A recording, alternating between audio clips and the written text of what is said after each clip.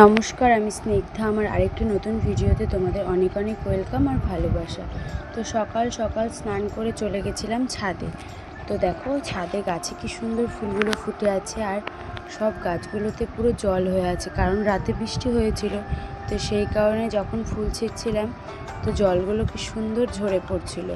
তো তারপরে ফুল টুল তুলে চলে আসলাম ঠাকুর ঘরে, পুজোটাও কমপ্লিট করে নিচ্ছি।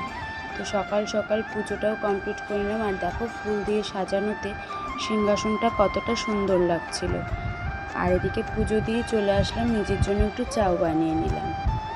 আর সকালবেলা দুধ চাটাই খাই। তো দেখো সকাল সকাল চাটা খেয়ে চলে আসলাম রান্নাঘরে। আর এদিকে ঢ্যাঁড়স ভাজা করেছিলাম, ওখানে পটল আলুর ঝোল করেছিলাম। তো নিরামিষই করেছি। আর দেখো আজকে অনেক জামা কাপড় ধুয়ে দিয়েছিলাম, আর না রোদও উঠেছিল বেশ ভালোই, সাথে তোষকটাও রোদে দিয়েছিলাম। তো কাল ছেলে একটু হিসু করে দিয়েছিল, তো সেই জন্য দেখলাম যে না রোদ উঠেছে, তাই একটু তোষকটাও রোদে দিয়ে দিয়েছি। আর দেখো পুরো আকাশটা কত সুন্দর লাগছিল। আর আজকে ছাদ ভর্তি করে জামা কাপড় ধুয়ে দিয়েছি, এত জামা কাপড় ধুয়েছি মানে কি আর বলবো। তো তারপরে যেগুলো শুকিয়ে গেছিলো সেগুলো তুলে নিয়ে আসলাম, আর কিছু জামা কাপড় উল্টে দিলাম। আর আজকে হচ্ছে পনিরের ঝোলও করেছিলাম, তো সেই জন্য কিছু পনির আমি আলাদা করে রেখেছিলাম, ওটা দিয়ে পনির পকোড়া করেছি। আর নিরামিষের দিন না শুধু শুধু ভালো লাগে না, একটু বড়া টড়া হলে খেতে বেশ ভালোই লাগে। সেই জন্য কিছুটা পনির আমি আলাদা করে রেখে দিয়েছিলাম, তো সেটা দিয়ে আমি কিছু বেসন দিয়ে পকোড়া বানিয়ে নিলাম। তো খেতেও বেশ ভালোই লাগবে, তো সেই জন্য কিছু পকোড়াও ভেজে নিলাম। তারপরে পকোড়া ভাজাও কমপ্লিট হয়ে গেছে। তারপর আমার রান্নাঘরটাকে আমি সুন্দর করে পরিষ্কার করে গুছিয়ে নিলাম।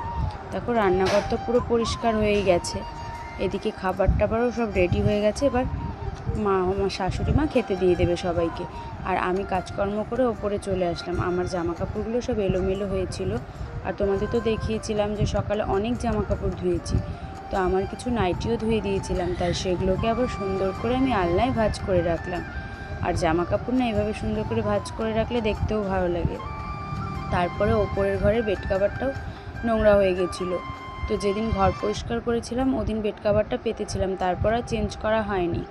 তো তাই ভাবলাম যে না অনেকটাই ধুলোও পড়ে গেছে, আর ওপরে তো থাকি না, সেই জন্য প্রতিদিন আমি বেড কাভার চেঞ্জ করি না। নিচে যেমন রোজ দিন বেড কাভার চেঞ্জ করতে হয়, আর ছোটো বাচ্চা নিয়ে তো অসুবিধে হয়, জানোই তো বাচ্চা থাকলে একটু নোংরা হয়। তো সেই জন্য আমি প্রতিদিনের চাদর প্রতিদিনই চেঞ্জ করি নিচে, আর ওপরে তো একদমই থাকা হয় না। তো সেই কারণে আমি চাদরটা অনেক দিন পর পরই চেঞ্জ করি, তো সপ্তাহখানিক পর চেঞ্জ করি। তাই আজকে ওপরে উঠে দেখলাম যে না চাদরটা বেশ ভালোই ধুলো ধুলো হয়ে গেছে, তাই চাদরটাও